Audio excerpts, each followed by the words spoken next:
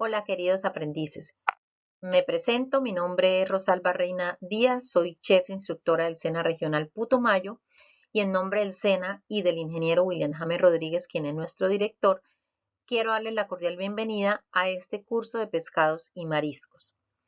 Es un curso bien interesante, en el vamos a ver algo de la historia de los mariscos, vamos a ver obviamente los mariscos y los pescados, vamos a ver su clasificación. Los pescados se clasifican de acuerdo al contenido graso, de acuerdo a su composición, de acuerdo a su origen.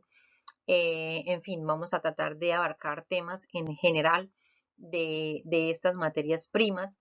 Vamos a ver también los cortes que podemos hacer con los pescados, cómo filetear un pescado, cómo limpiar los mariscos, los tiempos de cocción, cuánto podemos o cuánto debemos dejar cocer un camarón, un langostino, ¿cierto? Para que no se nos vaya a perder su textura, su calidad.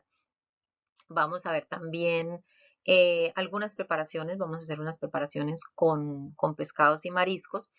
Y en términos generales, este es el tema que nosotros vamos a cubrir con este curso complementario que es de 60 horas, empieza ahora y termina en 10 días.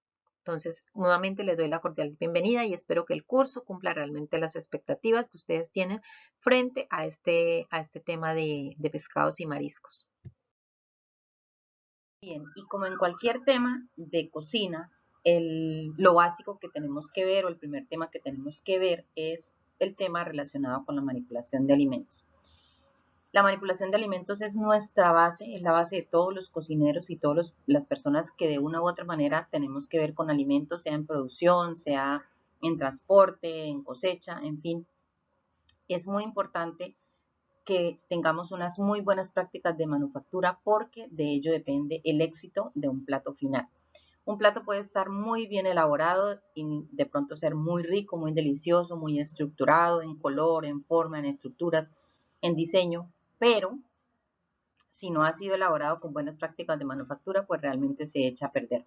Realmente no hemos hecho ningún trabajo porque puede incidir en que vayamos a causar una contaminación en un momento determinado. Entonces, empezamos con el tema de manipulación de alimentos y en cuanto a la normativa que nos rige a nosotros los cocineros, está consignada en la resolución 2674 del 2013.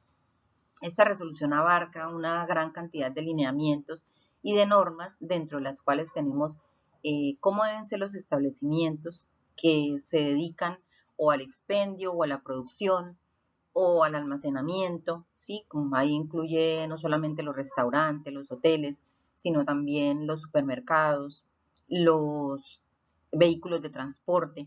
Entonces, hay una serie de condiciones que existen, que se deben cumplir, unos requisitos en cuanto a su estructura, su infraestructura física. Eso está consignado dentro de esa resolución. Pero además de eso, no, la resolución nos habla de los requisitos y de lo que es un manipulador de alimentos. Entonces vamos a ver qué es un manipulador de alimentos. Un manipulador de alimentos es toda persona que de una u otra forma tiene contacto con el alimento, sea directo o sea indirecto. ¿Qué quiere decir esto? Que hay personas que no tocan directamente el alimento, pero sin embargo lo están manipulando. Por ejemplo, las personas que los transportan. Entonces, tenemos los carros frigoríficos, ¿cierto? Donde ellos van a transportar todo lo que requiere cadena de frío. Y ellos, de pronto, los productos están empacados y no los van a tocar directamente como tal, pero sí van a tener que manipular, pues, el paquete, el bulto, la bolsa, ¿cierto? Entonces, de cierta manera, ellos son también manipuladores de alimentos. En este caso es una manipulación indirecta.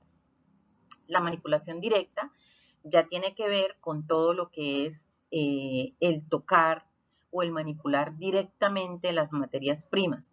Entonces, nosotros, en el caso de nosotros los cocineros, que somos los que vamos a hacer producción, los empaquetadores, los que la cosechan, las diferentes materias primas, pues ellos son manipuladores directos. Para ello, para que una persona pueda manipular un alimento, debe cumplir una serie de requisitos. Entonces, la resolución habla de una normativa en cuanto a la indumentaria y habla de una normativa en cuanto al estado de salud del manipulador. En cuanto a la indumentaria, entonces tenemos que existen, además de los uniformes o del vestido propiamente dicho como tal, existen unos elementos de protección que se llaman los EPPs. Entonces, dentro de la indumentaria tenemos que el manipulador debe tener como mínimo un gorro que puede ser una cofia. La cofia es esa mallita que uno se recoge el cabello y se coloca y que no le deja que haya en el exterior cabello. Independientemente de si es hombre o de si es mujer, a todos se nos cae el cabello, entonces todos debemos utilizar la cofia. Y aparte de eso, pues ya viene el gorro como tal, que dependiendo pues del oficio ya será un gorro diferente o apropiado para cada labor. Debe utilizar el tapabocas y hoy en estos tiempos de pandemia, pues obviamente el tapabocas ya se nos volvió algo de rutina, parte de nuestra indumentaria diaria, no solamente cuando vamos a manipular alimentos, entonces pues ya estamos acostumbrados al tapabocas. El tapabocas en este caso debe ser igual que el tapabocas que estamos utilizando por cuestiones de pandemia, es decir, nos debe cubrir nariz y boca, total. Si solamente cubrimos la boca, pues realmente no estamos haciendo ninguna protección porque en la respiración va saliendo aire y ese aire se va a pegar a los alimentos. Si tenemos en un momento determinado algún proceso infeccioso, pues esas bacterias o esos microorganismos van a pasar al alimento. Entonces el tapabocas debe ser nasofaríngeo y bucal. Después viene la parte del vestido como tal, entonces no se permite que las personas ingresen al área de labor, sea que vayan a empacar o sea que vayan a producir, ¿sí? A preparar alimentos, no se permite que ingresen a estas áreas con la misma ropa que ingresaron de la calle. ¿Por qué? Porque en la calle nosotros adquirimos muchísimos microorganismos, el polvo se nos pega, tocamos muchas cosas, nos arrimamos a muchas personas o a superficies y ahí podemos tener los microorganismos que finalmente puedan contaminar los alimentos. Entonces debe tener una indumentaria especial que pues ya lo determina cada institución, que puede ser una bata o puede ser un uniforme como tal de chaqueta filipina o un delantal. Lo importante es aislar lo que llevamos de la calle con el alimento, para que nunca vayamos a estar con la misma ropa que estamos de la calle, nunca vayamos a manipular los alimentos ni a hacer ningún tipo de proceso con esa misma ropa, porque como les digo, esa ropa pues entra contaminada. Es igual que los médicos nunca entran a cirugía con la ropa que entran de calle. Ellos tienen su ropa de cirugía, pues obviamente en ese caso es estéril, porque ya el compromiso es mucho más grande. Nosotros no necesitamos una ropa estéril, pero sí una ropa diferente, apropiada, que sea solamente para ese oficio. Cuando nosotros ya nos vamos a retirar a nuestras casas o ya nos vamos a retirar del sitio de trabajo, pues debemos volvernos a cambiar y ya utilizar nuevamente la ropa de calle. En cuanto a las telas, se prefiere que sean telas antifluido. ¿Por qué?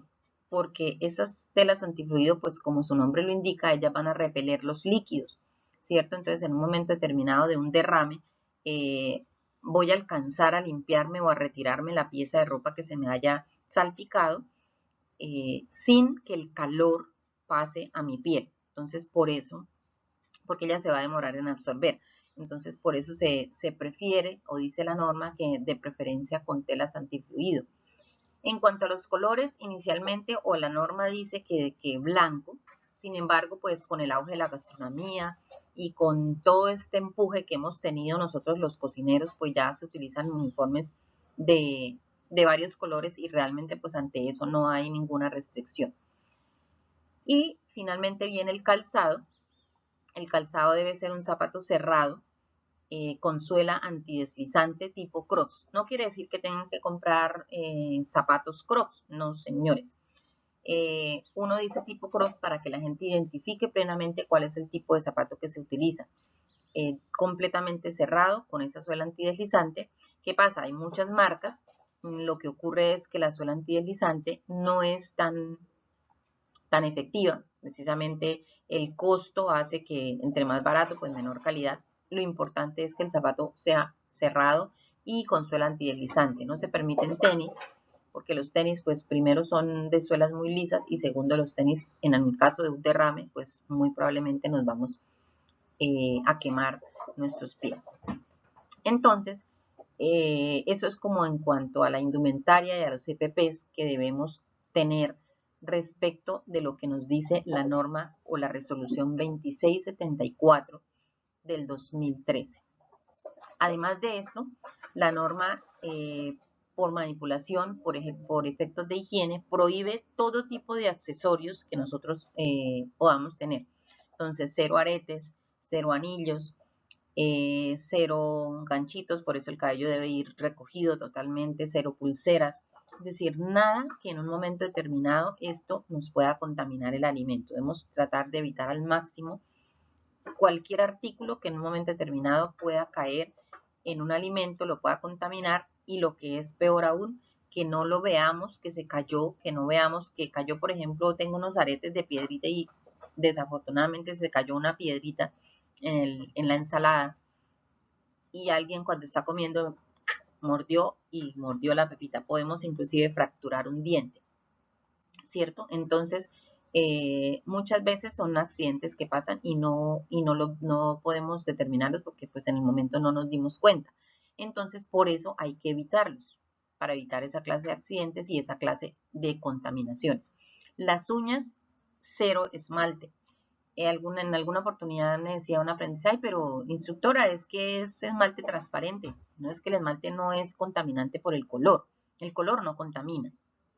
El esmalte es contaminante por el componente químico que tiene de por sí en su interior, ¿cierto? Entonces, es el químico el que va a causar una intoxicación o es la cascarita que puede atorar a alguien, no es el color del esmalte. Entonces, está totalmente prohibido utilizar, obviamente, las uñas maquilladas. En cuanto al maquillaje de cara, de rostro, pues se permite un maquillaje realmente muy suave.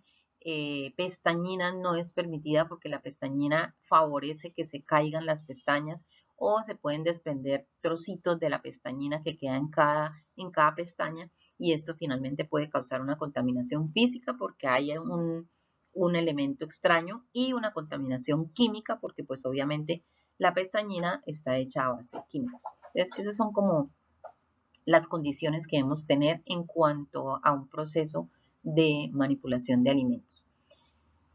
Dentro de estos procesos de manipulación de alimentos tenemos otra clase de conceptos que es importante tener en cuenta y es algo que se llama la trazabilidad. La trazabilidad es poder determinar el origen de una materia prima de tal manera que yo pueda confiar en que esa materia prima es de calidad. Entonces, si yo utilizo materias primas de origen desconocido, si no sé la marca, si no sé de dónde provienen y realmente no tengo un punto de referencia, pues es realmente complicado decir que un producto final sea realmente de calidad. No quiere decir con esto que, digamos, yo tenga que ir hasta la finca donde se produce el arroz, donde se produce el plátano. No, pero sí tenemos puntos de referencia. Entonces, por ejemplo, en cuanto a la yuca, en cuanto al plátano, normalmente uno sabe de qué región la traen, ¿cierto? Entonces uno dice, que la yuca de Saravena es muy buena, que el plátano de Saravena es muy buena, que la leche de los ganados del Alto Sibundoy son excelentes, tienen control de calidad, es un producto que está obtenido con todas las garantías de calidad, que tienen muy buenos pastos, que los animales están bien nutridos. Entonces esos son puntos de referencia sin necesidad que yo tenga que ir hasta el alto a mirar cómo son los pastos o a mirar cómo es que cuidan las vacas, ¿cierto? Pero ya tiene unos puntos de referencia que me van a decir, o que nos van a decir cuál es la calidad de ese producto. Pero, por ejemplo, cuando nosotros compramos productos a granel, ¿cierto? Que generalmente pues son un poco más económicos, pero muchas veces esos productos a granel no se sabe de dónde vienen, de qué región vienen, cómo sería el tipo de recolección. Entonces, por ejemplo, en los granos se da mucho que se venda el producto a granel. Los productos a granel generalmente primero son muy mal manipulados, los tiran al piso, los pisan, porque los recogen en en grandes cantidades y los empieza a empaquetar en bultos o en pequeñas bolsas, pero sin ningún control de calidad. No hay ninguna marca, no se sabe qué tipo es, como decimos nosotros, es marca gato, ¿cierto? Porque no sabemos realmente de dónde proviene el producto.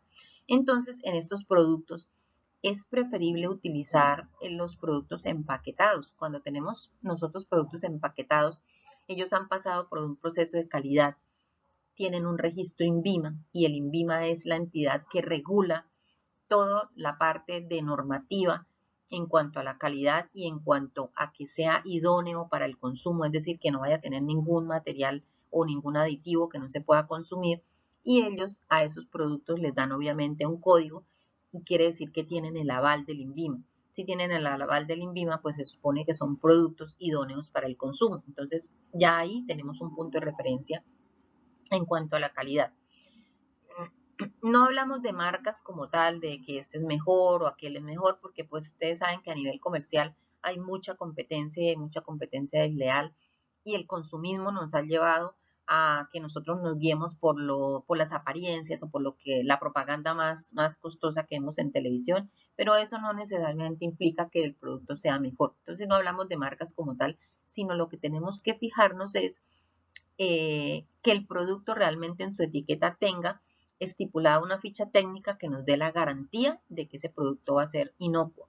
Entonces ahí en la ficha técnica vamos a encontrar datos como la fecha de elaboración o la fecha de empaquetado, la fecha de vencimiento, el registro INVIMA, el código UNSPC, que es un código que está dentro de los lineamientos del Gobierno Nacional de Colombia Compra Eficiente.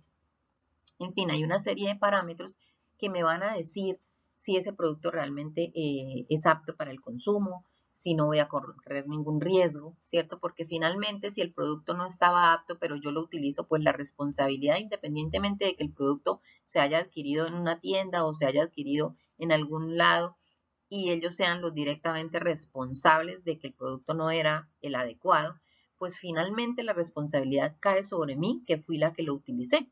Es decir, a uno le pueden ofrecer cualquier cantidad de cosas, pero yo soy la persona que tomo la decisión de qué es lo que mejor se me ajusta para dar un producto de calidad. Entonces, eso es lo que se tiene que ver de la trazabilidad y la trazabilidad entonces comprende desde el campo a la mesa. Tenemos otro aspecto que es la parte de la contaminación cruzada. La contaminación cruzada es aquella contaminación que es causada porque mezclamos productos en condiciones que no se deben hacer. Por ejemplo, mezclamos un producto cocido con un producto crudo. Entonces, el producto cocido, pues obviamente ya ha tenido un proceso de desinfección, ya ha tenido un proceso de, de cocimiento en el cual se han matado las bacterias o los microorganismos que hubieran podido estar en ese alimento. Y si nosotros lo contaminamos con un producto crudo que no ha tenido ningún proceso de desinfección, de lavado, pues obviamente ahí vamos a llevar la contaminación de ese producto crudo a nuestro producto cocido y vamos a causar una contaminación. En este caso se llama contaminación cruzada porque estamos cruzando, como su nombre lo indica, dos materias primas en diferentes condiciones, favoreciendo que una se contamine con la otra. ¿Dónde más podemos hacer una contaminación cruzada? Cuando utilizamos nuestros utensilios y no los lavamos. Por ejemplo, si yo estoy picando en mi tabla de trabajo, yo debo, cada vez que yo cambie mi materia prima, debo lavar la tabla y debo lavar mi cuchillo. Es decir, así de pronto las materias primas vayan a ir a un mismo recipiente o finalmente a una misma preparación, la norma manda que yo no debo picar, digamos, el tomate con el mismo cuchillo sin lavar, ni sobre la misma tabla sin lavar con la que piqué la cebolla. Ah, pero es que todo va a ir al mismo guiso. Sí, pero resulta que las materias primas expelen ciertos aromas, ¿cierto? O ciertos tintes. Entonces, por ejemplo, la cebolla es muy invasiva. Entonces, si yo pico cebolla y después voy a picar el tomate, todos esos ácidos que bota la cebolla, que son unas sustancias que se llaman sulfóxidos de tiopropanal. Tan pronto yo corto la cebolla, ellos empiezan a salir y con el aire se convierten en otras sustancias que son las que nos hacen, entre otras cosas, llorar, ¿cierto? Esos vapores, esas sustancias, pues se van a pegar, en este caso al tomate que estoy cortando, ¿cierto? Y el tomate pues se va a cambiar de sabor. En cambio, cuando yo separo todas mis materias primas, independientemente de que van a ir a un mismo sartén, como tenemos que hacer cocciones por tiempos diferentes, es decir, yo nunca coloco el sofrito todo al tiempo, precisamente por eso, primero se coloca la cebolla y se abrillanta o se blanquea, para que todas estas sustancias ya desaparezcan, se sellan las fibras de la cebolla y ya no va a permitir que salgan más esos vapores. Entonces, cuando yo incorporo el tomate o el pimentón, dependiendo de lo que vaya a hacer con el sofrito, entonces ya mi materia prima siguiente va a tener su sabor natural y no se va a contaminar, digámoslo así, de los sabores o de los olores de la cebolla en este caso. Entonces, cada uno va a quedar con su propio sabor, independientemente de que se van a integrar los aromas en el producto final. Lo mismo pasa con los colores. Si yo pico pimentón y después voy a picar papa, pues la papa me va a quedar roja, ¿cierto? Entonces, eso también es contaminación cruzada. La contaminación cruzada no es solamente, porque a veces uno habla de contaminación y asume que es un producto contaminado con microorganismos. No solamente la contaminación es de microorganismos, y ahora vamos a ver las clases de contaminación que existen. Entonces, la contaminación también puede ser por aromas, también puede ser por colores. Entonces, en el caso de que yo pique, por ejemplo, pimentón o pique remolacha y después voy a picar papa, pues la papa me va a quedar roja o me va a quedar morada. Es una contaminación y se llama contaminación cruzada. Por eso debemos lavar nuestros utensilios cada que utilizamos una materia prima. También tenemos una contaminación con aromas, como en el caso de la cebolla. Por ejemplo, cuando yo coloco una cebolla, que utilicé media cebolla y la otra media cebolla, que entre otras cosas no se debe hacer porque la cebolla después de abierta, después de picada, se debe consumir. Precisamente por todos estos ácidos, porque en contacto con el agua y con el oxígeno del aire se convierte en ácido sulfúrico y empieza a ser un producto tóxico. No quiere decir que nos vayamos a morir porque utilicemos una cebolla, pero sí se van haciendo acúmulos en nuestro organismo que a posteriori pueden causar algún tipo de lesión, algún tipo de enfermedad. Entonces,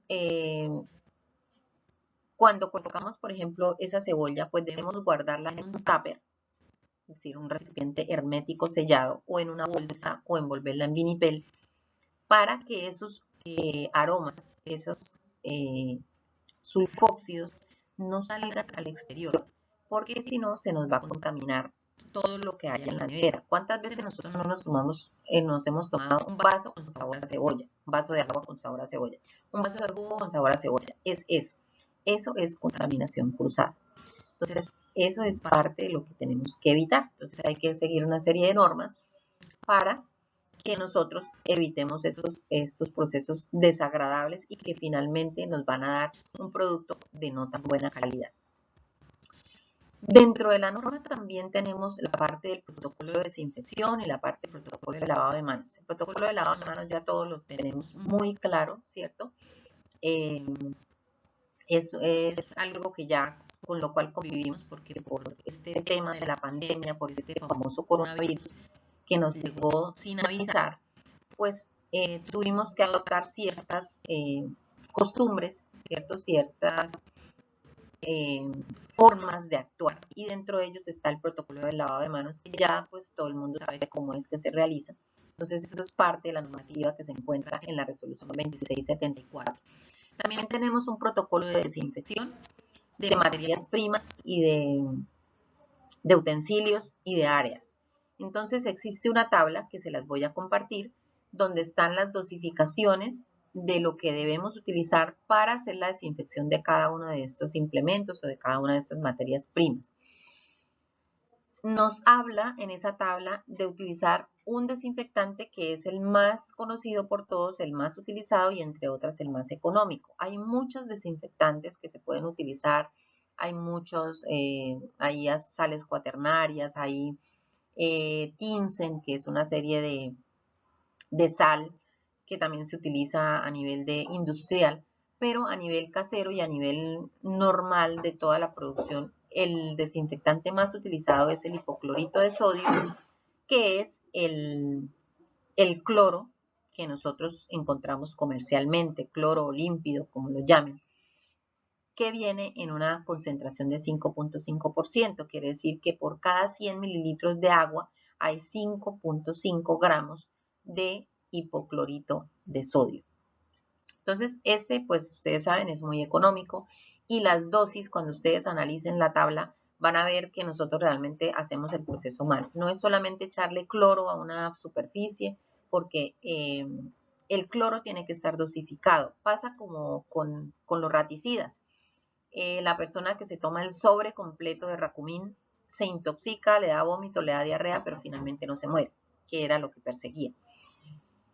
Pero si se toma un poquitico, ese sí de una lo llevó a todo el proceso de intoxicación y finalmente a la muerte. Es porque se requieren unas dosis especiales para que realmente sea efectivo. Pasa lo mismo con el cloro. Entonces, no es porque yo eche cantidades de cloro, si yo voy y lavo los baños y le echo una botella de cloro, realmente de pronto lo blanqueé, que eso es otro concepto diferente. De pronto quedó blanquito, pero no quedó desinfectado. Al contrario, quedó contaminado con todo ese cloro que nos va a producir de pronto daños porque se absorba por la piel o porque se absorba, que lo aspiremos o nos irrite los ojos. Entonces, realmente nos va a hacer es un efecto contrario y realmente no nos va a hacer el efecto de descontaminar el área. Entonces, en esa tabla están consignadas las proporciones que se deben utilizar. Tenemos que para el consumo, el agua de consumo, si yo la quiero desinfectar, es por cada litro de agua una gota, no dos ni tres, una gota, no es que ahí echémosle dos mejor para, no. Ya cuando yo le echo dos, lo que voy a hacer es a cambiar el sabor del agua y no voy a hacer el efecto que tiene que hacer.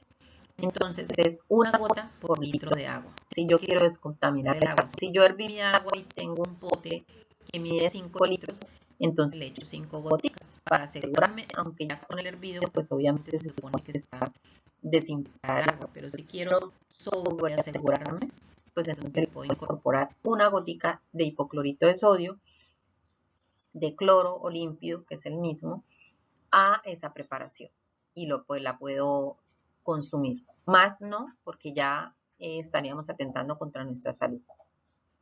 Para el caso de las materias primas, como son las frutas y verduras, que son realmente las que se lavan y se desinfectan, primero tenemos que hacer un lavado exhaustivo, es decir, quitarle el mugre, la tierra. No es que directamente las voy a colocar en la solución, sino que primero hay que lavarlas. Es como cuando uno va a salir, pues primero se baña y luego se perfuma, ¿cierto? Uno no se perfuma encima del mugre.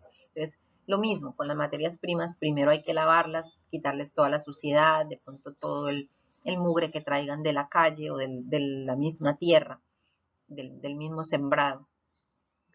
Después de que estén lavadas muy bien, hay que preparar una solución de 1 litro y 10 gotas de hipoclorito. Estas 10 gotas equivalen a 1 centímetro cúbico. 10 gotas normales de gotero normal es igual a 1 centímetro cúbico o a 1 mililitro. Entonces yo puedo tener sencillamente una jeringa. Con una jeringa yo sé que 1 centímetro por litro de agua, con eso preparo una solución con la que voy a desinfectar mis frutas y mis verduras. Tiene una ventaja grandísima, además de que es económico, y es que es de efecto inmediato, es decir, yo no tengo que dejar las materias primas 1 hora, 2 horas ahí dentro de la solución para que haga el efecto, sino que simplemente las coloco, las dejo un minutico y ya las puedo retirar y quedan listas para utilizar. No cometan el error de colocarlas en la solución y después lavarlas. Ah, no, es que le voy a quitar el cloro. No, es que esa cantidad de cloro mínima que le queda está dentro, está contemplada dentro de la cantidad que yo puedo consumir, ¿cierto? Entonces, además, generalmente uno escurre bien o seca las materias primas, pero si yo cojo y vuelvo y lavo, pues estoy echando el agua contaminada, entonces no hice nada. Para esa gracia solamente lávelas. pero para que me queden realmente desinfectadas las debo colocar en esa solución. Por cada litro de agua, 10 gotas o 1 centímetro de hipoclorito de sodio. Para la desinfección de utensilios, entonces vamos a colocar por cada litro de agua 2 centímetros. Lo mismo, se lavaron los cubiertos o los utensilios que utilicé y los coloco en esa solución y ya puedo retirarlos y secarlos para su posterior uso. En el caso de superficies, como son los mesones, las paredes, tenemos ya que utilizar 40 gotas en la solución por litro de agua, es decir, 4 centímetros por litro de agua. Con eso yo aseguro que mi superficie va a quedar limpia, desinfectada, no tanto limpia, sino desinfectada. Se supone que primero debo limpiar las áreas, ¿no? Siempre primero lo que hago es el proceso de limpieza. Limpiar las áreas y luego sí con un pañito pasar y limpiar y con la solución preparada 40 gramos o 4 gotas por litro de agua. Finalmente ya tenemos las áreas más contaminadas como son los pisos o como son los baños o las basuras, entonces vamos a utilizar 60 gotas por litro de agua. Obviamente para desinfectar un baño pues voy a tener que preparar no 1 litro, sino pues de pronto un balde que mide 5 litros, entonces ¿qué tengo que hacer? Pues si por cada litro son 60 gotas o 6 mililitros, pues en 5 echaré 30 mililitros, por eso es más fácil tener la jeringa y voy dispensando la cantidad necesaria de acuerdo a la cantidad de agua que yo vaya a utilizar. Eso es en cuanto al protocolo de desinfección. Les recuerdo, les voy a compartir la tablita para que ustedes la tengan muy presente y para que de ahora en adelante ustedes utilicen esas proporciones y miren cómo nosotros botamos la plata, porque nosotros generalmente utilizamos media botella de cloro para lavar el baño, ¿cierto? Todo lo que vamos a desinfectar, lo agregamos cantidades increíbles de cloro y realmente estamos botando la plata porque no estamos haciendo el proceso de desinfección. Les voy a compartir un documento que se llama Alimentos Seguros. En este documento pues está como resumido todo el tema que estamos viendo hoy y la actividad que ustedes van a tener que hacer es sobre seguridad alimentaria. Entonces, ¿qué van a tener? Ahí encuentran una serie de conceptos que habla de qué es seguridad alimentaria, qué es un alimento inocuo o seguro, qué es un alimento alterado, qué es un alimento adulterado, qué es un alimento contaminado. Entonces, lo que ustedes tienen que hacer es leer el documento, analizarlo muy bien y simplemente dar respuesta a esos conceptos, consignarlos en una hoja, en un computador, no tiene que ser en computador necesariamente, pueden hacerlo en una hojita, le toman foto y la envían al interno, no al WhatsApp del grupo, sino la envían al interno para yo tener las evidencias y poder empezar a evaluarlos. Bueno, y en cuanto a los tipos de contaminación de los que les estaba hablando, hay 3 tipos de contaminación, que son la contaminación biológica, la contaminación química y la contaminación física.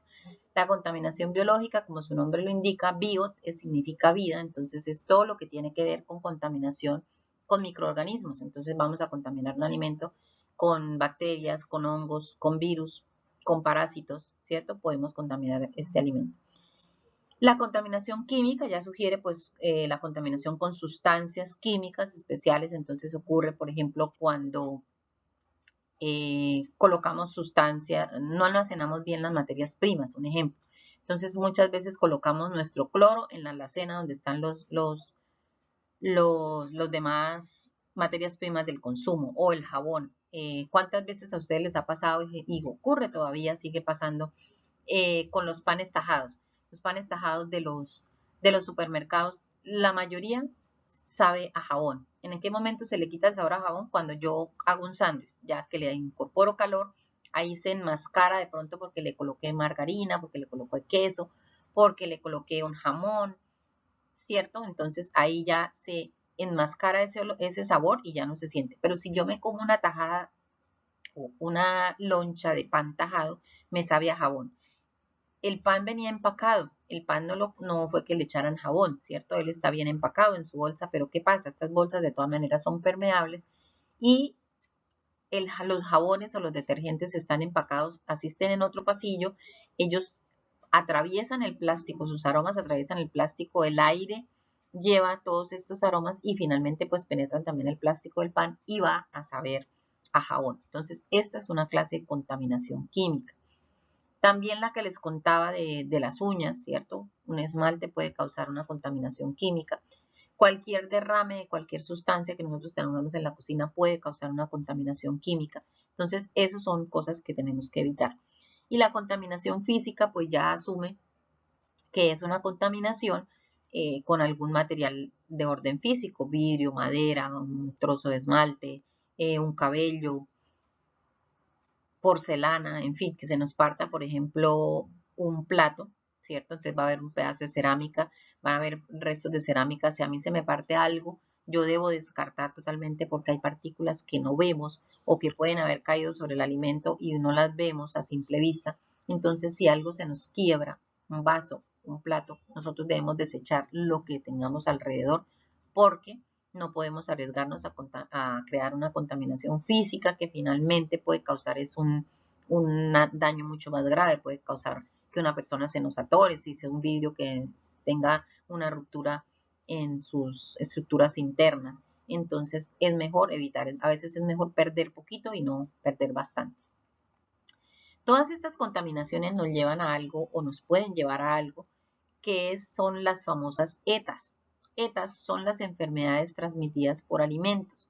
Entonces, pues obviamente son causadas por alimentos en mal estado, por alimentos adulterados, por alimentos que no han sido manipulados de la manera correcta o por toda esta clase de contaminaciones físicas, químicas o biológicas. Dentro de las enfermedades más conocidas, entonces tenemos la gastroenteritis, las amigdalitis, la hepatitis, el COVID, no lo podemos dejar a un lado. Todo esto puede causar enfermedades y una serie de síntomas que generalmente vienen con dolor de cabeza, vómito, fiebre, diarreas y finalmente en casos más graves pueden llevar a la muerte. Entonces, esto es el tema que les tenía en cuanto a manipulación de alimentos. Como les digo, es obligatorio en cualquier tema de cocina tocar estos temas y de todas maneras sé que muchos de pronto los que están en este curso ya han visto toda la parte de la normativa de manipulación de alimentos, pero muchos no. Igual, como les digo, es un capítulo, digámoslo así, o un módulo obligado dentro de los cursos de cocina que imparte el SENA. Vamos a continuar entonces con la parte, con algo de historia de, de todas estas materias primas obtenidas de aguas dulces o de aguas saladas. Bien, entonces tenemos que los pescados se conocen desde toda la vida. Los pescados, los mariscos, todas estas especies marinas y de agua dulce se conocen y fueron utilizadas desde épocas remotas. Se tienen datos de que el primer consumidor de pescado fue el Homo sapiens, y eso estamos hablando de 380.000 años, de hace más o menos 380.000 años.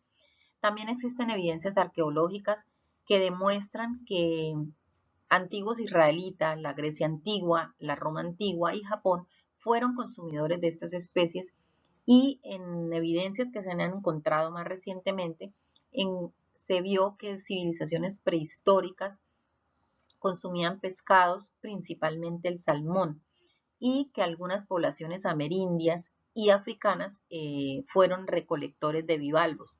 Bivalvos son estas especies de mariscos que son formados por dos conchitas, que adentro tiene el marisco, pero ellos por protección tienen dos conchitas. Esos son los bivalvos. Aquí, por ejemplo, en esta imagen tenemos que podemos ver acá, por ejemplo, esto es una imagen de una bóveda mortuoria. Ellos, recuerden que ellos no tenían, digamos, en ese momento como nosotros tenemos los cementerios y eso, sino ellos primero iban dejando tirados los muertos porque ellos eran nómadas.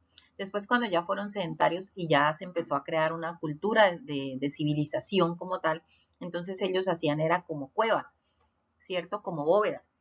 Y cada que se moría alguien, pues también dependía del cargo que tuviera, de la jerarquía, pues le colocaban inscripciones, es decir, ellos grababan las piedras y grababan las bóvedas donde quedaba cada persona y de acuerdo a sus costumbres hacían sus inscripciones. Entonces, en esta bóveda, por ejemplo, podemos ver que hay unas inscripciones de jarrones, acá hay unos animales, acá hay unos huevos, acá hay un utensilio y vemos que hay unas inscripciones de pescado, ¿cierto?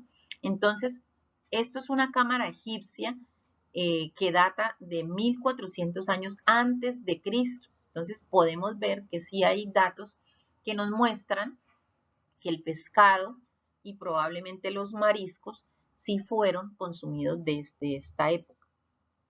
También se conoce por evidencias que hay, por reportes que hay, que inicialmente no solo se consumió el pescado como satisfacción a una necesidad. Primero recordemos que los antiguos pobladores, ¿cierto? Las civilizaciones antiguas, ellos no tenían ningún conocimiento de nada, ¿cierto? Ellos aparecieron en un mundo desconocido y ellos simplemente hacían las cosas por instinto. Entonces ellos miraban a los animales que recolectaban, que cazaban, y ellos aprendieron a hacer lo mismo. Al principio se alimentaban de carroña, es decir, de lo que dejaban los animales, los cazadores animales. Después se alimentaban de semillas, de frutos, de hojas, de tallos, ¿cierto? Porque era lo que ellos veían en los animales. Era un comportamiento por instinto y por observación, más no porque ellos tuvieran un pensamiento, algo racional como lo tenemos hoy en día nosotros que tenemos la dicha de poder racionalizar un concepto, ¿cierto? Poder decir, no, es que me tengo que alimentar, uy, es que tengo hambre, tengo que comer porque si no me voy a debilitar, porque si no me voy a enfermar, ¿cierto? No, ellos lo hacían por instinto. Pero encontramos evidencias que no solamente ellos se alimentaron, es decir, no solamente utilizaron el pescado para saciar esa necesidad fisiológica del hambre, sino que también lo utilizaron como productos de la pesca, o sea, como deporte. Ellos lo utilizaron como un deporte, como también una forma de distraerse. O sea, en medio de toda su ignorancia, porque en ese momento eran muy ignorantes porque no se había desarrollado el pensamiento, la parte cognitiva no estaba desarrollada en los primeros pobladores de la tierra, pero sin embargo ya empezaron a hacerlo, no solamente por alimentarse, sino también por diversión. El pescado y el marisco, los pescados y los mariscos se han utilizado a través de todos los tiempos, como vengo diciendo, y hoy en día, pues obviamente no son la excepción. Tenemos preparaciones espectaculares con pescados, con mariscos, y el pescado constituye una de las fuentes más grandes de proteína a nivel mundial. Es decir, la gente a nivel mundial consume más pescados y mariscos que consumir carne. De hecho, el pescado pues es más saludable porque contiene menos toxinas y es más digerible. Con todo el auge de la cocina saludable y de la cocina light, pues el pescado se disparó el consumo, los pescados y los mariscos se les disparó el consumo, entonces en este momento se consume más pescado y marisco a nivel mundial que la propia carne. Y cuando hablo de carne, pues obviamente incluye carnes rojas, carnes blancas, aves, ¿cierto? Ese es el tema. Bien, eso era en cuanto a algo muy rápido de historia. Siempre me gusta que tengamos una noción de lo que es la historia, porque qué bonito que uno pueda hablar de cómo fue el origen de cada materia prima o de cada preparación. Me parece muy interesante tener un tema mucho más amplio de qué hablar. Ahora vamos a ver lo que es ya con el tema nuestro, lo que nos compete ahorita en realidad, y son los pescados. Pescados es una definición muy amplia, ¿cierto? Donde vamos a incluir muchas especies, entonces se denomina pescado a los animales vertebrados, marinos o de agua dulce, frescos o conservados, que son sacados del agua por cualquier método, métodos naturales, métodos técnicos, métodos industriales, y dentro de esta clasificación o dentro de esta definición de pescados tenemos peces, mamíferos, cetáceos y anfibios. Todas esas especies están incluidas dentro de la definición de pescados. Desde el punto de vista gastronómico, el precio de venta de un pescado, de una pieza de pescado, ¿de qué depende? De el conjunto de propiedades organolépticas, es decir, de las características propias de cada especie.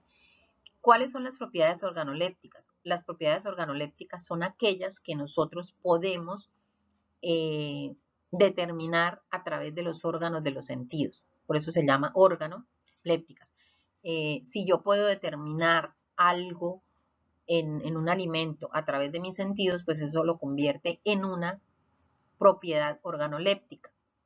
Por ejemplo, yo puedo determinar el color, el sabor, la frescura, la textura, ¿cierto? Con los órganos de los sentidos.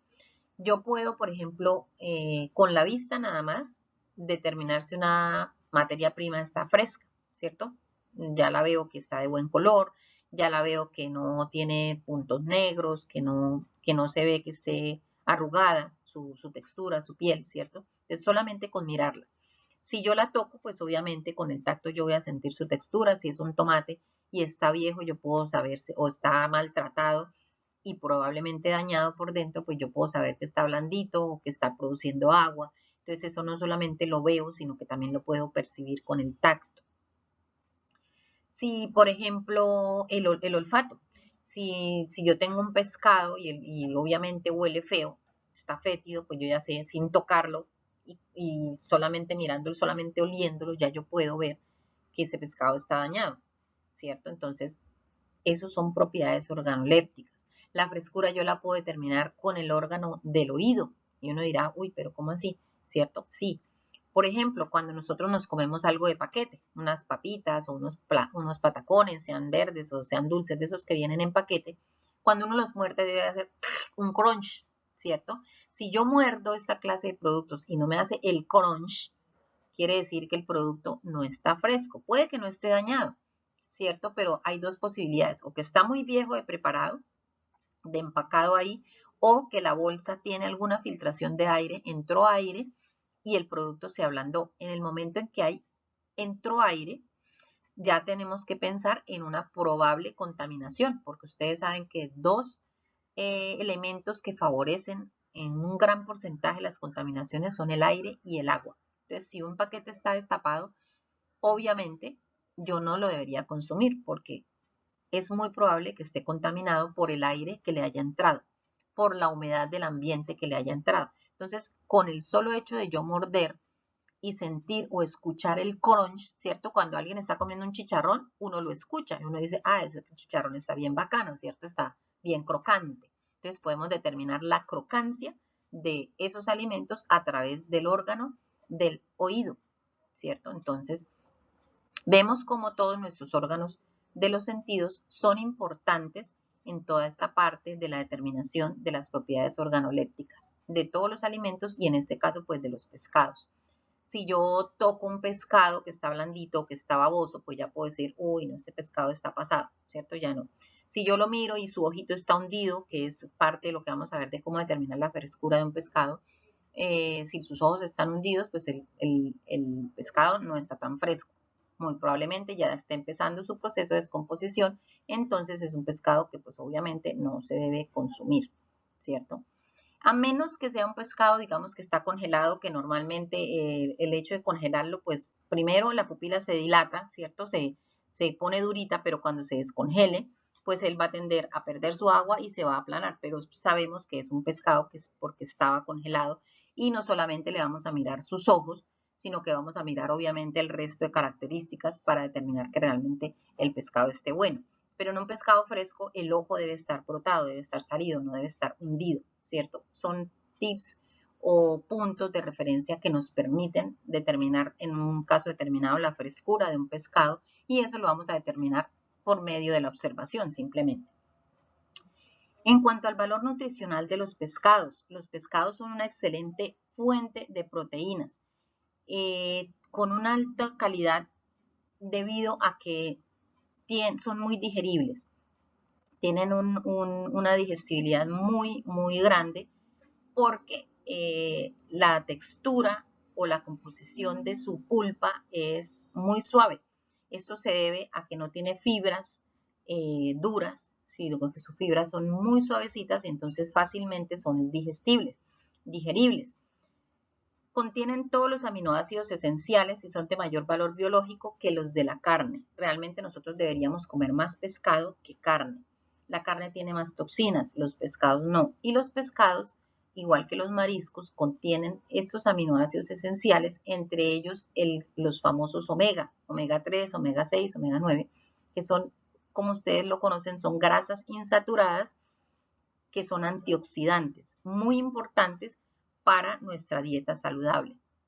Dentro de las vitaminas tenemos entonces vitaminas del grupo B, vitaminas A y D en el caso de los pescados grasos. Tenemos dentro de los pescados tenemos pescados que son con un alto contenido de grasa y otros que son realmente pescados magros que tienen muy poquita cantidad de grasa. Entonces, pero dentro de los que tenemos que son de alta cantidad de lípidos o de grasa, tenemos que son ricos en vitamina A y vitamina D. Son una fuente grande de minerales como hierro, zinc, calcio, fósforo y selenio. Y junto con los mariscos, después de la sal yodada, son los que más aportan yodo a la dieta. El yodo es muy importante porque lo necesitamos para el buen funcionamiento de la glándula tiroides. Por eso aquellas personas que sufren de la tiroides, uno de los medicamentos que les dan es consumir yodo, porque pues el yodo es el que favorece a esta glándula y hace que pueda trabajar y producir las hormonas propias que se necesitan para el funcionamiento del organismo. Además tiene sodio y su concentración de sodio es mucho más, más alta que en la carne que en el pescado. Entonces favorece porque ustedes saben que el sodio debe consumirse en dosis muy reguladas, por eso no debemos exagerar en la sal. Entonces es algo que favorece porque el sodio tiene muy bajo cantidad, el pescado, perdón, tiene muy bajas concentraciones de sodio, mientras que la carne sí tiene alta concentración de sodio. Entonces miremos que hay muchos puntos de vista que debemos tener en cuenta y que nos determinan que los pescados son más saludables que la carne. No quiere decir con eso que no consumimos carne, pues obvio, pero debemos acostumbrarnos a tener una dieta sana, balanceada, y todos estos puntos nos sirven de referencia. Tenemos, por ejemplo, que una porción de 150 gramos de pescado que consumamos nos da entre el 50 y el 60% de la proteína diaria que necesita un adulto. Entonces, miren que eso es algo fabuloso. O sea, si yo ya tengo la mitad y un poquito más de las proteínas que tengo que consumir en el día, nomás con consumir una porción de pescado de 150 gramos, pues fabuloso, porque yo me estoy nutriendo realmente bien. Entonces, todos estos aspectos son importantes que los tengamos en cuenta en el momento de nosotros no solamente de preparar los alimentos, sino en el momento de pensar en un menú sano, en un menú saludable, que se ajuste a las necesidades nuestras, sea que nosotros cocinemos únicamente para nuestra familia o sea que tengamos un negocio, un restaurante para atender. Tenemos entonces que tienen un bajo contenido de grasas saturadas, que las grasas saturadas son las grasas que más nos hacen daño en nuestro organismo, pero tienen una gran cantidad de grasas insaturadas, como les decía, entre ellas los ácidos grasos, el principal, pues el omega. Estos ácidos grasos han demostrado ser eficaces en el tratamiento y prevención de varias enfermedades, tales como enfermedades cardiovasculares, enfermedades neurodegenerativas, el cáncer, enfermedad inflamatoria intestinal o artritis reumatoidea, entre otras. El contenido de agua es bastante alto, varía entre el 60 y el 80% y es inversamente proporcional al contenido de grasa. Los pescados, entre otras cosas, por eso son también mucho más saludables porque tienen un alto contenido de agua. Eso también los hace que sean más digeribles, mientras que la carne pues tiene menor cantidad de agua, ¿cierto? Esto hace que sea el pescado, tiene sus pros y sus contras, ¿no? Bueno, pero sus contras son manejables. Sus pros, pues que son mucho más digeribles, que nos van a alimentar de una manera más saludable, ¿cierto? Los contras sería que por su alto contenido de agua son pescados que son o son materias primas que son muy delicadas, se van a dañar muy pronto. Si no cumplimos con la normativa, se van a dañar muy pronto. Entonces es simplemente pues cumplir con la normativa de manipulación, ¿cierto? Un pescado no puede durar más de media hora a temperatura ambiente. Si está fresco, si está congelado, pues yo lo puedo descongelar en refrigeración, ¿cierto? Y después lo saco. Va a tener una cantidad de frío importante, entonces me va a durar mucho más de media hora, pero realmente no se debe tener expuesto. Es decir, si yo saco un pescado de la cadena de frío es porque ya lo voy a preparar, es porque ya lo voy a consumir, ¿cierto? O lo voy por lo menos a sazonar y vuelvo y lo llevo al refrigerador, porque por su gran contenido de agua pues se daña muy fácilmente. Entonces es muy, muy delicado y debemos tener muchísimo cuidado con esta clase de productos para no ir a causar de pronto un daño o una intoxicación, digamos, inocentemente, aunque realmente si nosotros cumplimos las BPM, pues no es tan inocente, porque nosotros ya conocemos los conceptos, entonces debemos aplicarlos, ¿cierto? Tiene una gran proporción de colágeno, que es importante también para nuestra dieta, pero esta gelatina, este colágeno se convierte en gelatina que es asimilable tan pronto toca el calor. Entonces esa gelatina que se encuentra en los pescados, eh, tan pronto coge calor, ella se convierte en gelatina. No sé si sepan, y si no lo saben, eh, muchas de las gelatinas se extraen de los pescados, ¿cierto? Del colágeno de los pescados. Entonces, por eso cuando nosotros, la gelatina está así en polvo, está liofilizada, pero cuando nosotros le aportamos calor, porque ella se diluye, se debe diluir en agua tibia, ¿cierto? Ella, si la dejamos ahí y finalmente ella va a absorber el agua caliente, se va a activar y finalmente se convierte en gelatina que va a gelificar, ¿cierto? Esa gelatina es extraída, la mayor cantidad de gelatina que encontramos a nivel comercial es extraída del pescado. Del colágeno de las aves también se extrae, pero la más utilizada, sobre todo en productos de repostería, la extraen del pescado. En cuanto a los métodos de conservación, esto es muy importante porque de eso depende en gran parte, yo diría que casi que el 100% de la buena manipulación, y obviamente de esto va a depender la calidad de nuestro producto final. Si yo hago un buen proceso de conservación, no solamente un proceso de buena manipulación, sino un buen proceso de conservación de estas materias primas, pues voy a tener un producto también de calidad finalmente para hacer alguna preparación. La conservación, los pescados y mariscos tienen la ventaja de que duran muchísimo tiempo, o sea, mientras que una carne congelada, lo máximo, máximo, sin que pierda sus propiedades organolépticas, obviamente, es 3 meses, y eso exagerando, pero uno debe tener una carne con máximo de congelación de un mes. Si es en un restaurante, pues si yo en un mes no he sacado mi producción, mis materias primas, pues apague y vámonos porque no se está, o compré demasiada proteína o el restaurante está tan malo que no está rotando la materia prima, ¿cierto? Entonces, lo máximo que se debe tener es un mes. Hasta 3 meses sin que se pierdan sus propiedades organolépticas, es decir, sin que se dañe el producto o pierda calidad. Pero lo permitido o lo que se debería tener el promedio es un mes máximo. La carne, las carnes. Cuando hablo de carnes, como les digo, incluye carne de res, carne, especies menores, aves, ¿cierto? En cambio, los pescados, los mariscos, tienen una gran ventaja, y es que ellos pueden durar hasta años congelados sin que pierdan sus propiedades organolépticas. Van a quedar exactamente iguales con la misma calidad que cuando se llevaron por primera vez a refrigeración o a congelación. Refrigerado sí solamente dura máximo 3 días.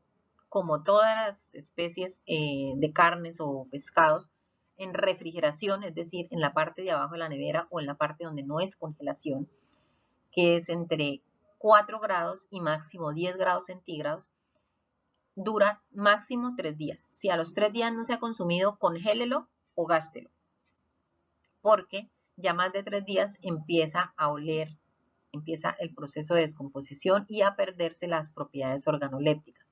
No sé si les ha pasado que ustedes dejan una carne y se les olvida consumirla y a los 3 días van a ver y ella está toda sangrosa y empieza a ponerse negrita. No es un proceso de maduración, que es muy diferente, ¿cierto? Sino al contrario, y empieza a expeler un olor, cierto, característico de que ya se está empezando a descomponer.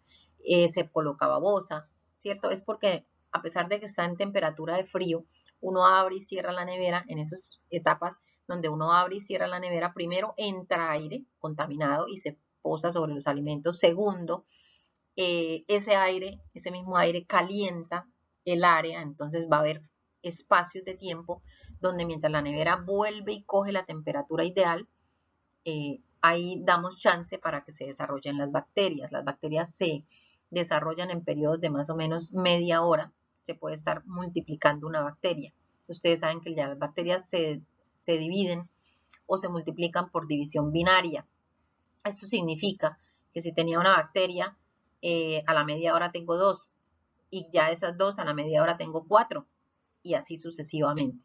Entonces, es muy probable que haya procesos donde la nevera está muy caliente o si está con mucho producto, tampoco le da el abastecimiento de cubrir el frío total a todos los alimentos y entonces se puede favorecer la contaminación y por eso una carne ya después de 3 días empieza a oler o a sentirse babosa. Entonces, lo máximo que se deben durar estas materias primas en refrigeración es 3 días, lo máximo. En congelación sí pueden durar, como les digo, hasta años. Si ustedes ven, nosotros encontramos a nivel país salmón congelado. Ustedes encuentran esos lotes grandototes, hermosos de salmón, que a veces llevan a la 20, ¿cierto? En las ciudades, pues obviamente mucho más encontramos. Pero ese salmón, nosotros no tenemos aguas propicias para el salmón, ¿cierto? Porque el salmón es de aguas muy frías. Es de la línea o de la familia de las truchas. Ustedes ven que las truchas se dan en pozos fríos, ¿cierto? De Mocoa para arriba, que empieza a enfriarse, por allá es que empieza a ver los cultivos de trucha, los criaderos de trucha, ¿cierto? Igual es el salmón es de aguas muy frías. Nosotros, nuestras aguas son aguas tropicales, es decir, son aguas templadas. Entonces, nosotros no tenemos acceso a tener salmón. El salmón viene de tierras lejanas, viene de abajo, de Argentina, de Chile o viene de Canadá, ¿cierto? De Centroamérica. Son piezas de pescados muy grandes que han fileteado, que las empacan al vacío, las congelan y son transportadas obviamente también en estado de congelación en grandes barcos y finalmente llegan a nuestro país y obviamente son guardados en congelación en los diferentes supermercados. Ese pescado o esos filetes de salmón no tienen 2 días, ni 3 días, ni una semana, tienen meses, ¿cierto? Porque hace meses que los cogieron, que hicieron todo el proceso, luego mientras llegan en un barco, que son días y días y días de transporte, hasta que llegan al punto final, al destino final, ¿cierto?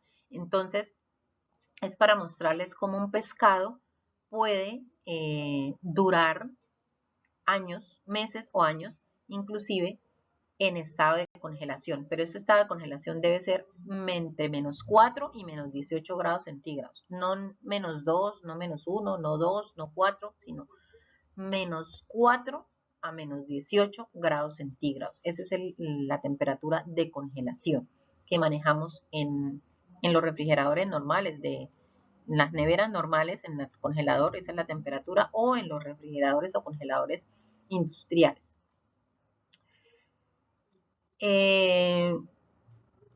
¿Por qué se daña tan rápido el pescado o estos productos? No solamente por la gran cantidad de agua que tiene, sino porque contienen una cantidad de enzimas propias que los ayudan a digerir. Entonces son las enzimas que hacen procesos autolíticos, es decir, ellos mismos degradan. Esas mismas toxinas degradan sus mismos componentes, su misma pulpa, ¿cierto? Son enzimas propias de las especies.